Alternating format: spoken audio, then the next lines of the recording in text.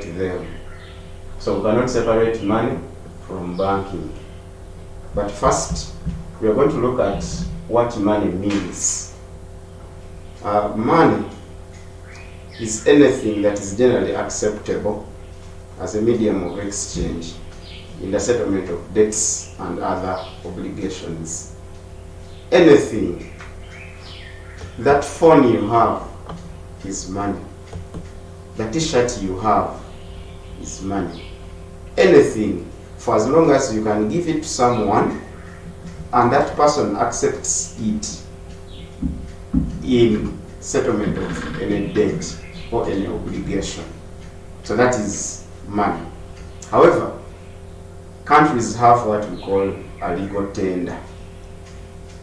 So money can be a legal tender. A legal tender is money that is legally, lawfully accepted in a country to be used in the settlement of debts and other obligations. So then that means if money becomes a legal tender, no one can refuse it in the settlement of a debt. Let me say, you are taking 5,000 note to the shop.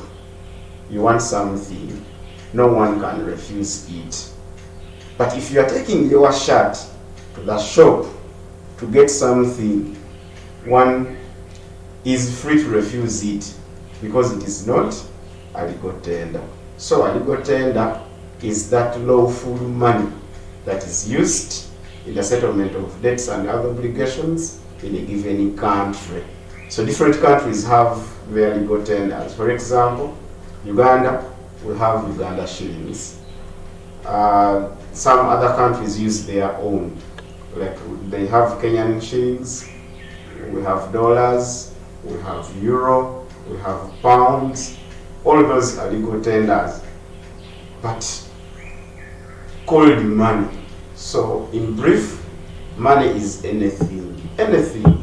It can be gold, it can be a cow, anything. It can be a car, it can be a laptop, anything. For as long as you can give it to someone and he or she agrees or accepts to take it in transaction. So from there we're going to look at the qualities or properties or features, characteristics of good money. What features can good money have? How do you tell that this is good money?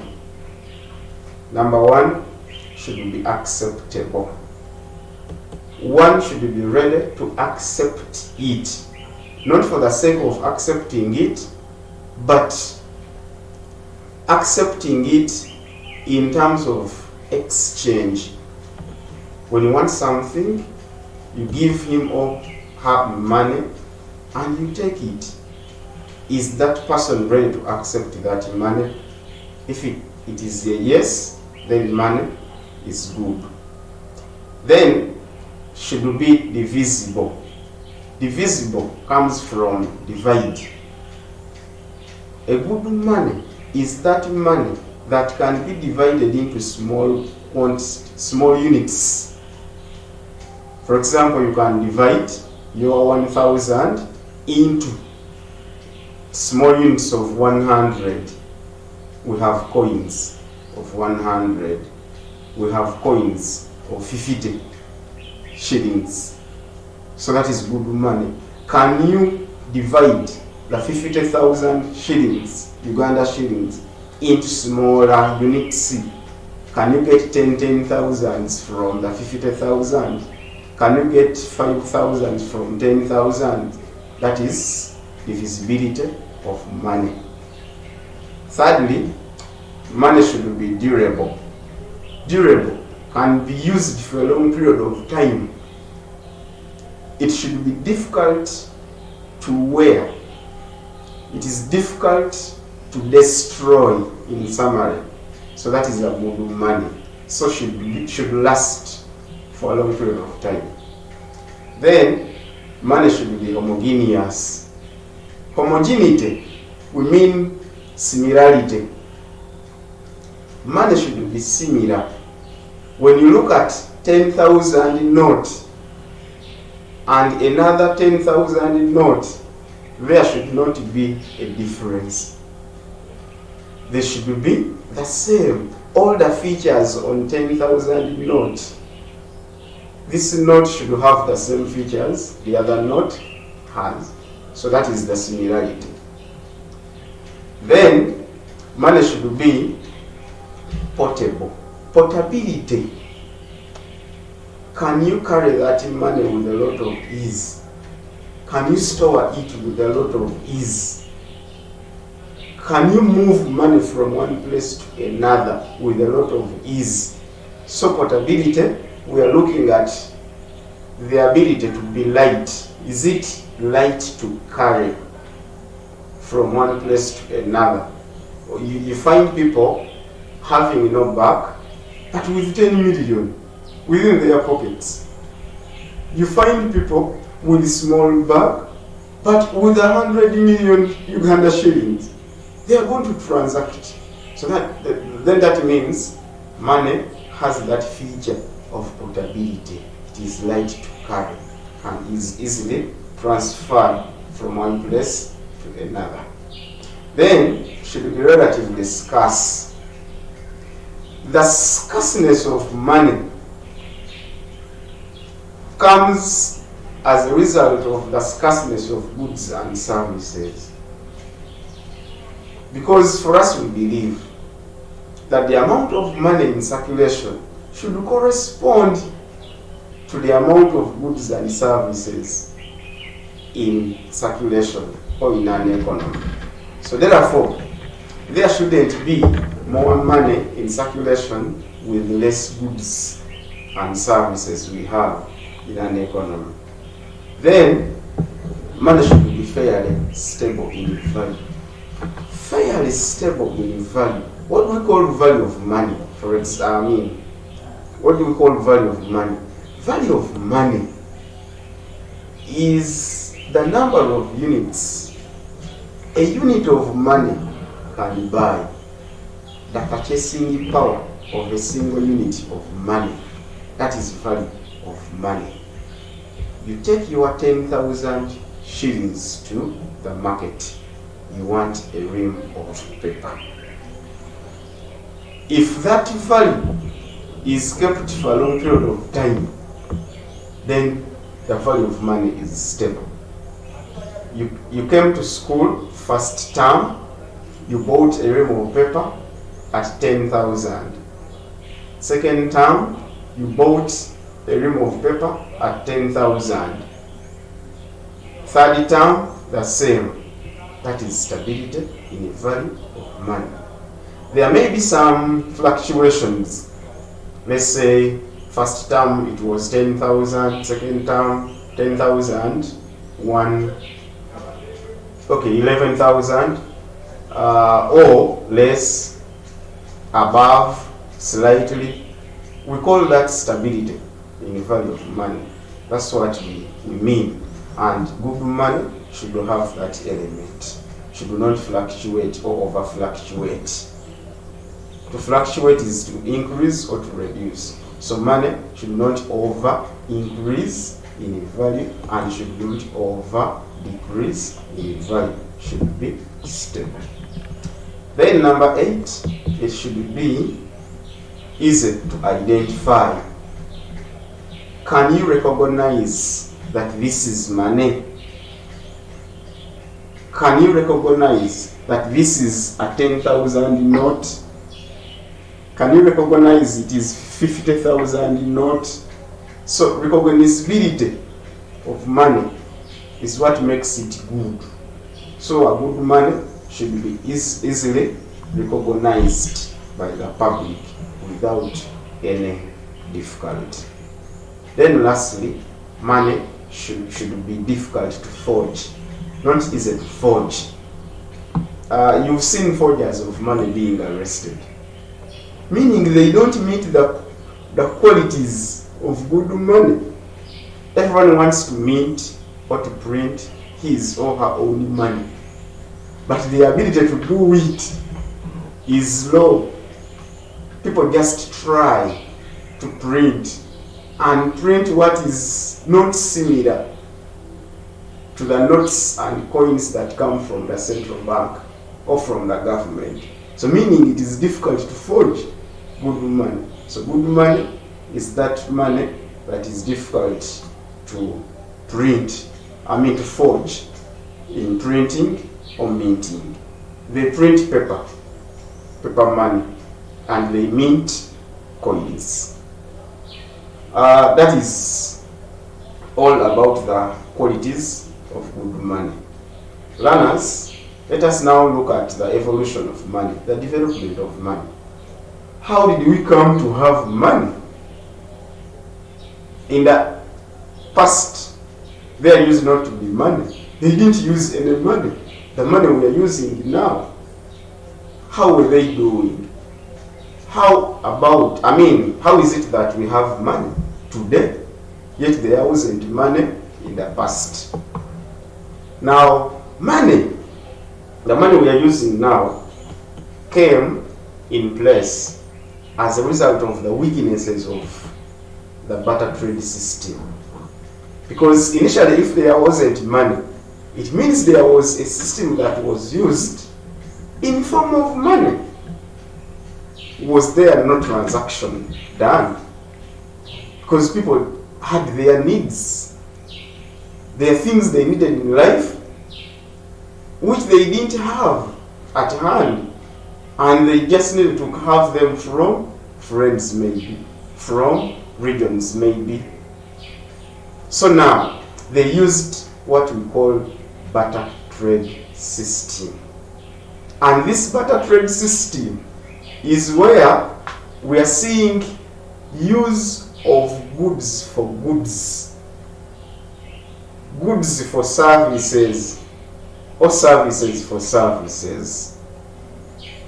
You are sick, you want a doctor, or the services of a doctor. You go to that doctor,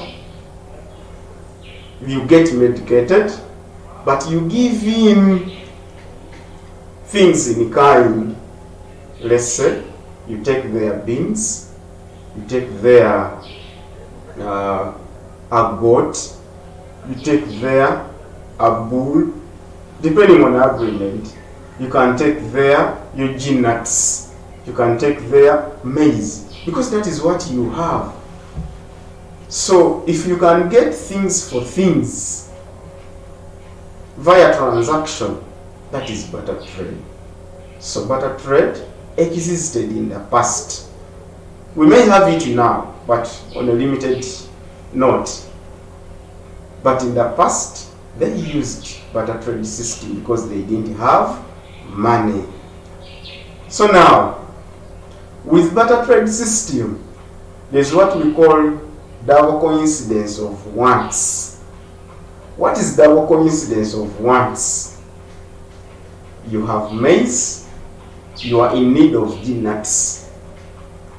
You have to look for someone who has nuts and wants maize. You have a cow, but you feel you want a goat. So you want to look for someone who has goats, such that you give in your cow in favor of goats, depending on agreement. That is double coincidence of wants. So people were living in that situation. I feel like wanting beans, but I don't have beans now. What I have is nuts. So I look for someone who has beans and can accept it. Can accept my nuts. So I give in nuts in favor of beans. That is the barter trade system. Barter trade system has its own merits. The advantages, the good of barter trade system. One, it prevents the country from experiencing imported inflation. We all know that inflation is money or monetary problem. The problem arises as a result of money. Why money? Because of value. And inflation is the persistent increase in the general price level of goods and services in an economy. How does the barter trade system prevent the occurrence of inflation in an economy? It's because transaction is done in terms of goods or services without value or without money. 2, there is no effect, or the effect of price fluctuation is minimized. There is reduced price fluctuation. Why reduced?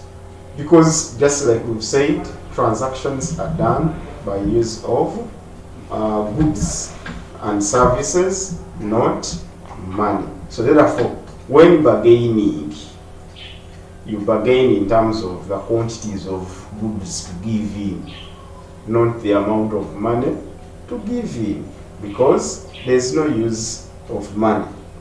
Then it has another merit.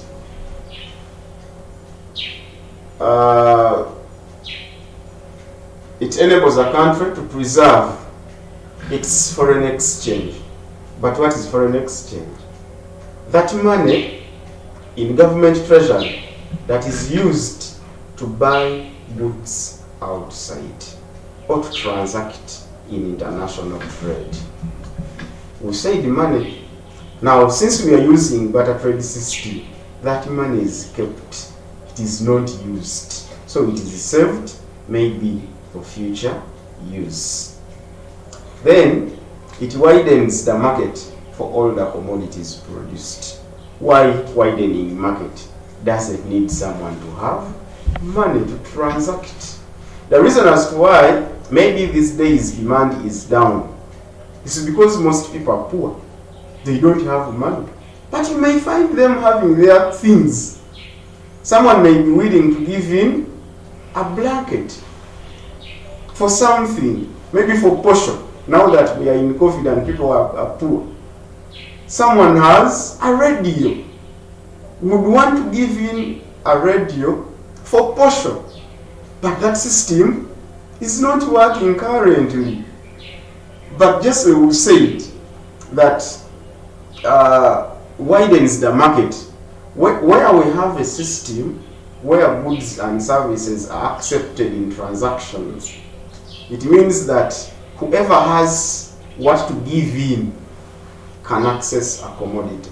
And that is what increases the demand for goods and services. We now look at the demerits, the disadvantages of using barter trade or having barter trade system in an economy. One, it is associated with the problem of double coincidence of wants. We talked about this double coincidence of wants. It is difficult for you to find someone or to get someone who wants what you have. It is difficult to get someone who wants what you have and has what you need. Very difficult. Let's say you have beans and you want peanuts. How do you tell that Mr. So has what I want and needs what I have? So it is very difficult to identify that person. You want a goat.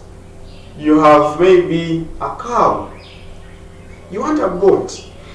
You have to look for that person who has a goat and is willing to take your cow. So it is very difficult to get that person. So that's why we are saying that barter trade system has that loophole, that problem. Number two, associated with storage problems. We are looking in terms of physical goods and services, the quantities. Just imagine how many kilograms do you need for you to give in in favor of a cow, in favor of a goat, how many kilograms of beans? How many kilograms of peanuts? How many kilograms of that physical thing you want to give him so that you get what you want, what you need? So you find that, one, the things that you are given go bad easily. So storage problem cannot be kept for a long period of time. You find that because of the bulkiness, you can't carry from one place to another.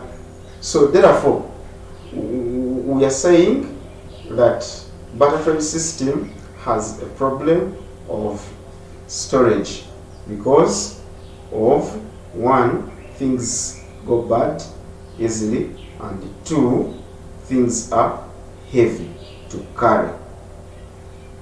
Then it is associated with the problem of divisibility. Divisibility.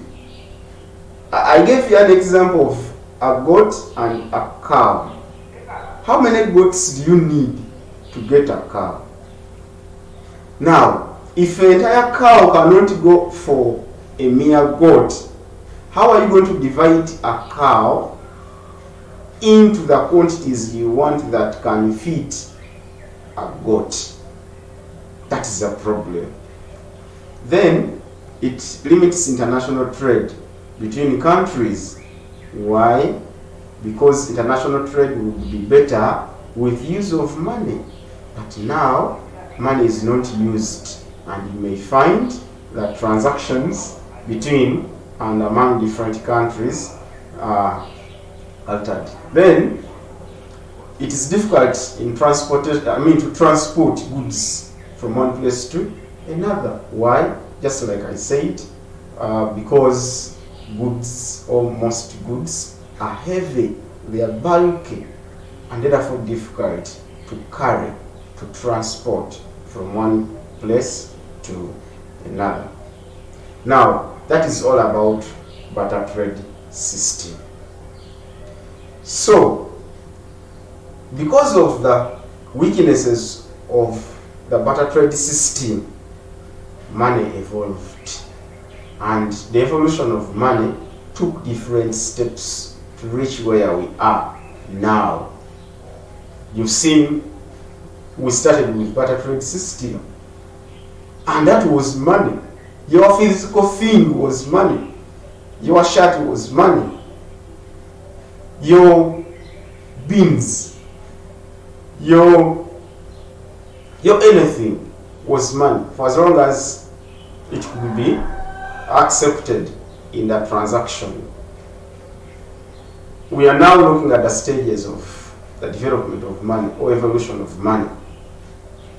From barter trade system, there came commodity money. Commodity money. And with commodity money, here, different things, different commodities with greater value were used in the transactions. What was used?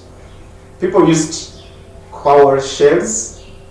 People used, I've talked about cow shells.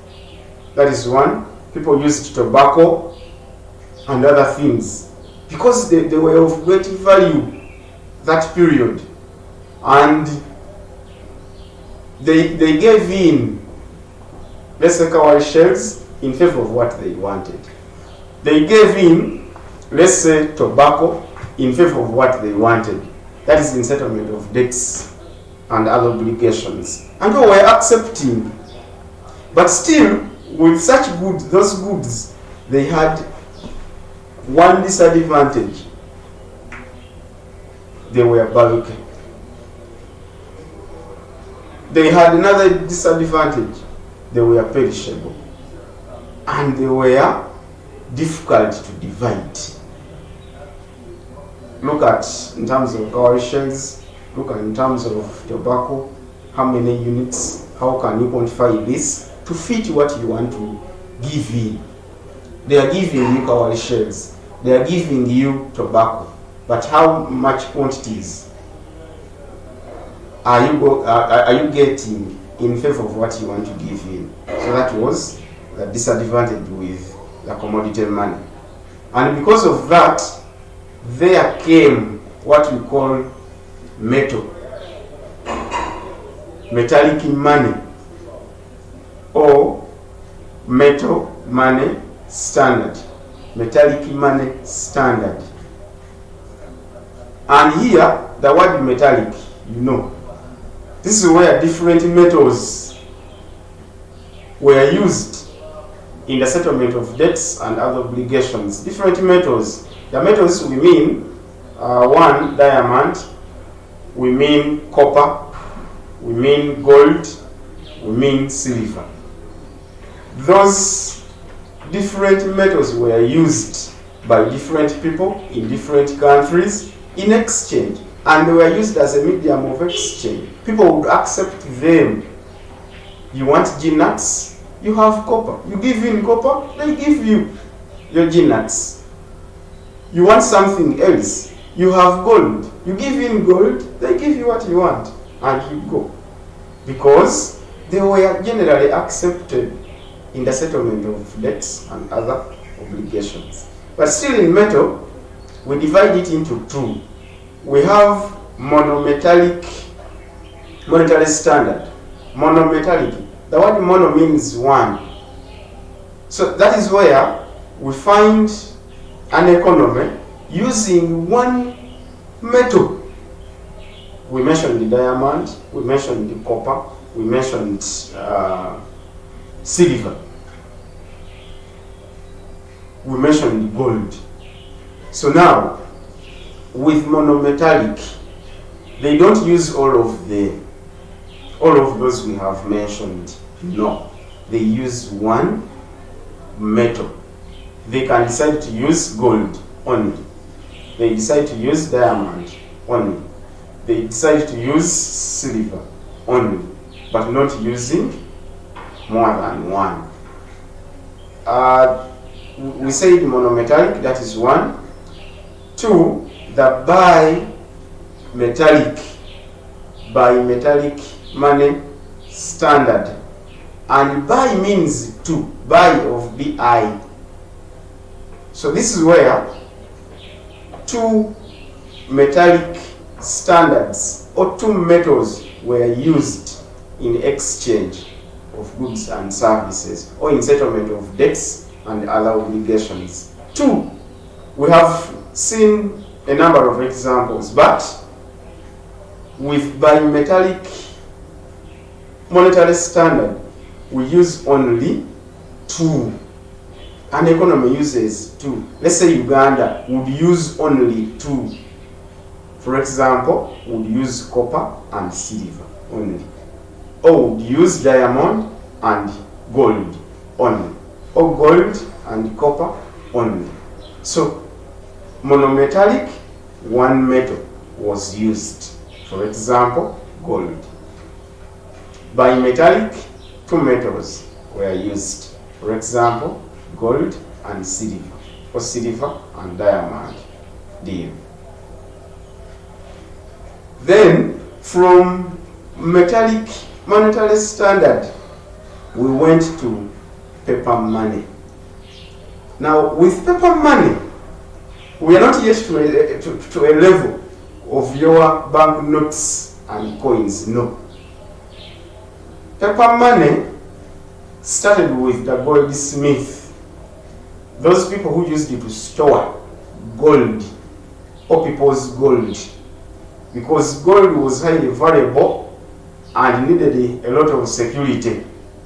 So the smith had strong rooms where they would put or keep gold for the people.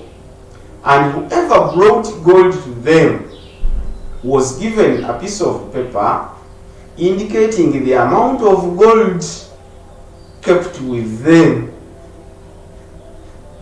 And people would be given different papers having different value or amount of gold they kept with the smith. So with time, people started using those papers the papers that had the value of gold they had with the smith in carrying out transactions, in the settlement of debts and other obligations, without going to the goldsmith and pick their gold. For example, you come to me with a piece of paper indicating the amount of gold you have with them. I accept to give you what you want. So we transact. I take your paper, I keep it, such that when I need my gold, I go to the goldsmith and present the paper to be given the goldsmith, the gold. So when people started using those papers from the goldsmith, the papers became money. And transactions were moving on smoothly. However,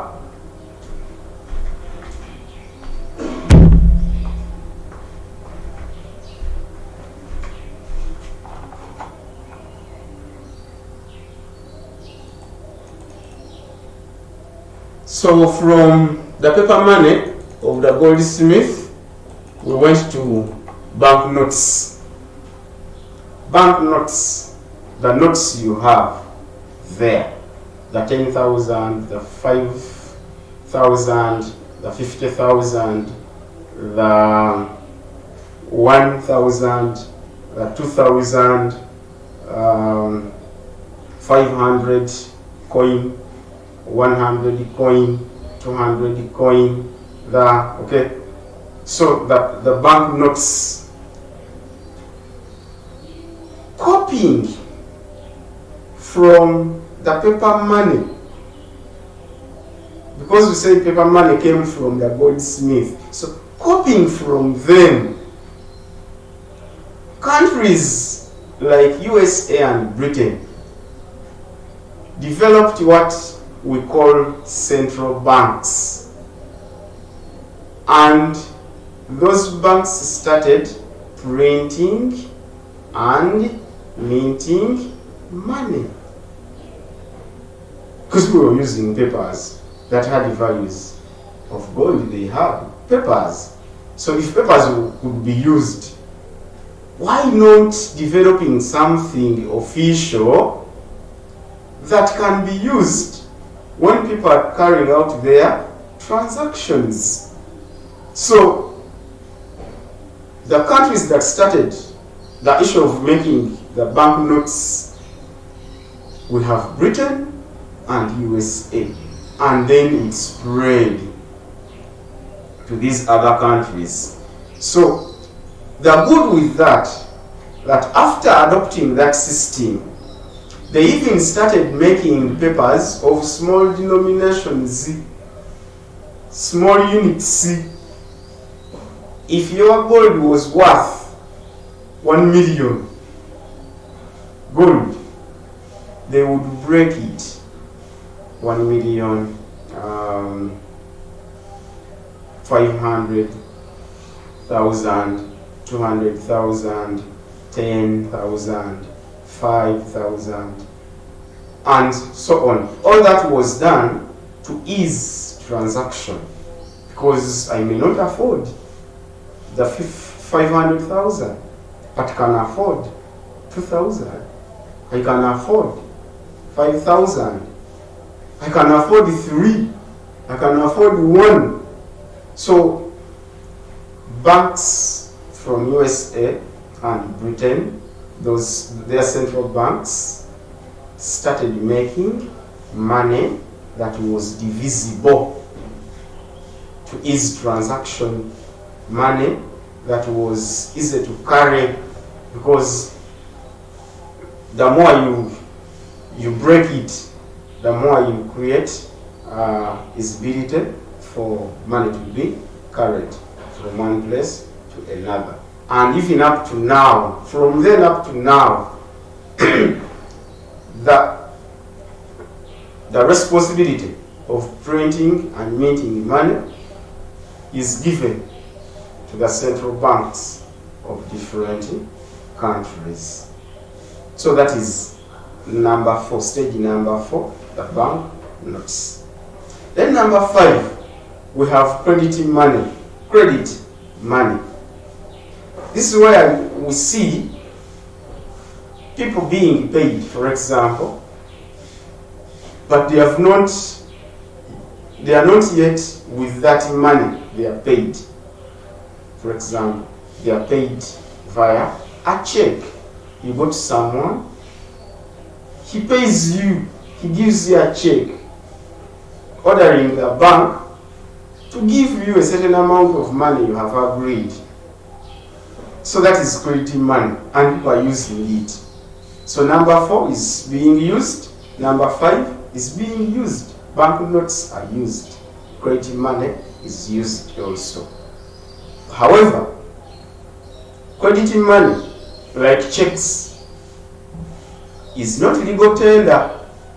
You may go to someone, you want to be paid, pulls out a check and you refuse. You said, don't write your check.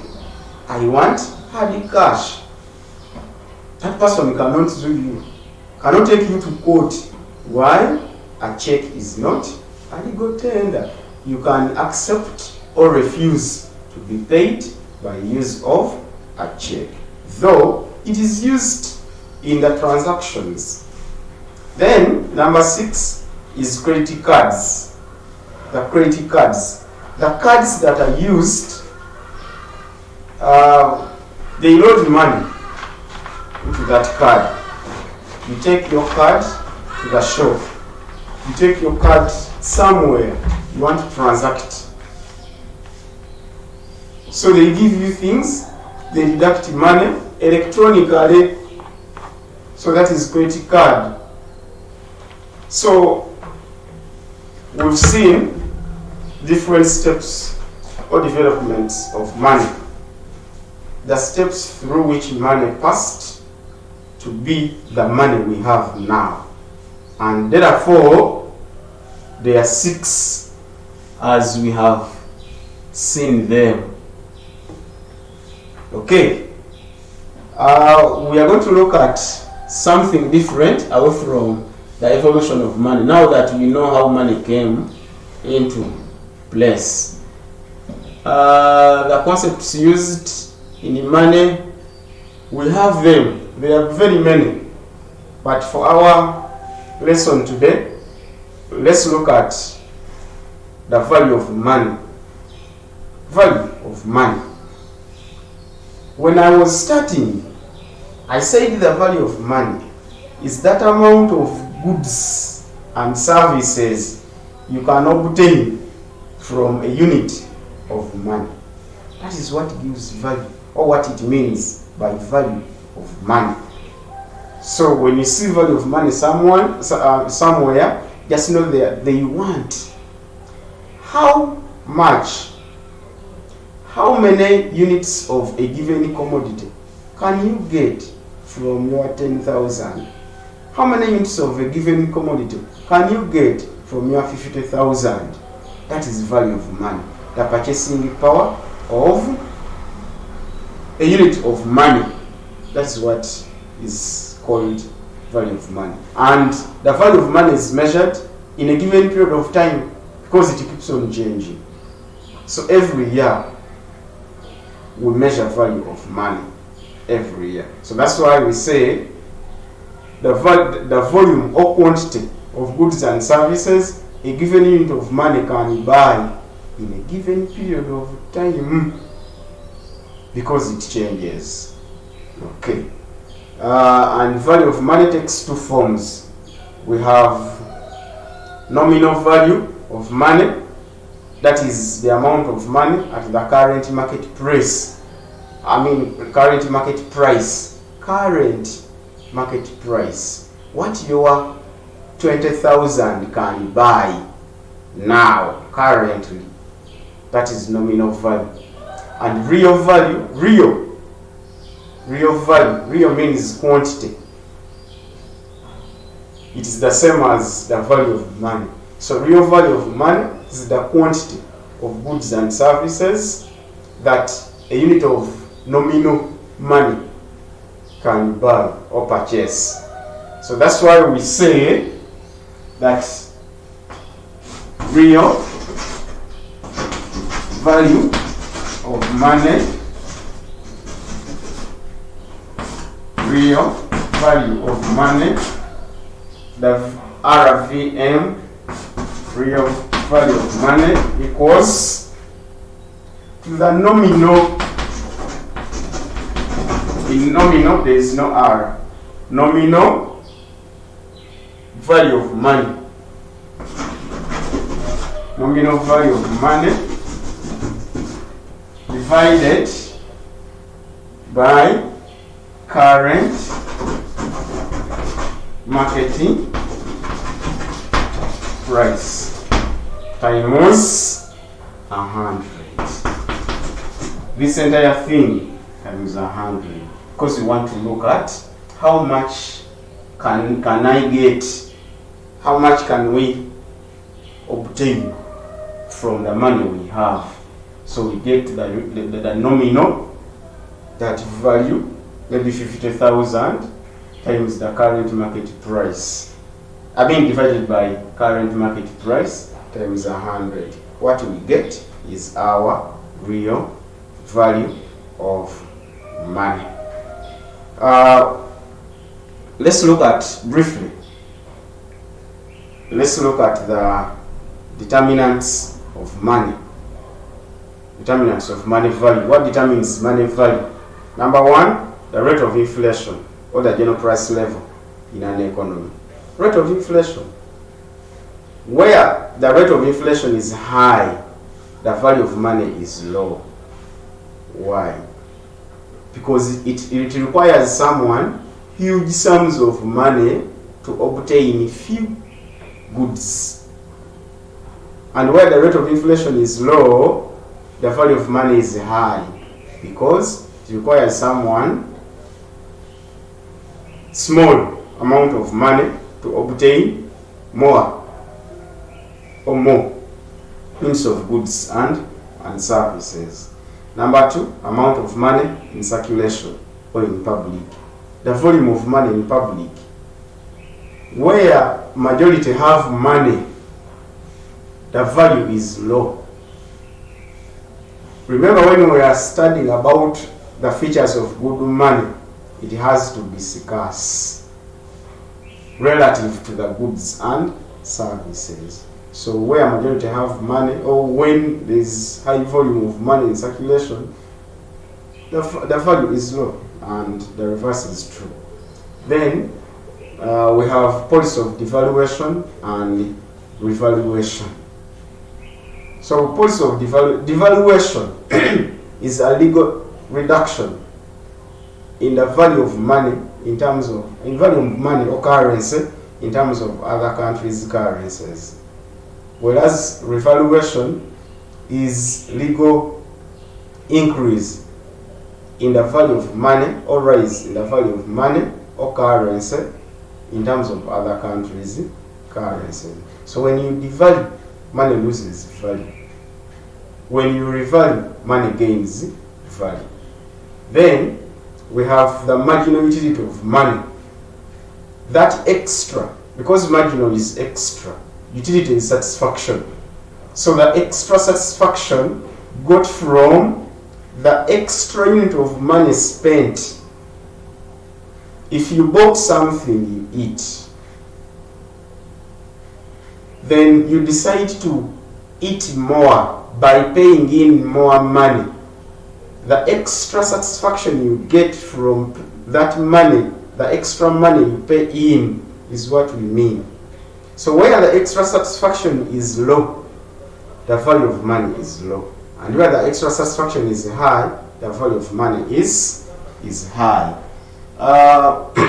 Shortly, we look at the quasi or near, the near money. Quasi, you call it quasi, but you can call it near money. We are looking at that form of financial assets that can easily be converted into money, like treasury bills. So anything that can be converted into money easily is equals. So those are the two forms I wanted us to look at. I mean, the types I wanted us to look at this time. And when we meet, we shall look at more things in money and banking. But for now, let's stop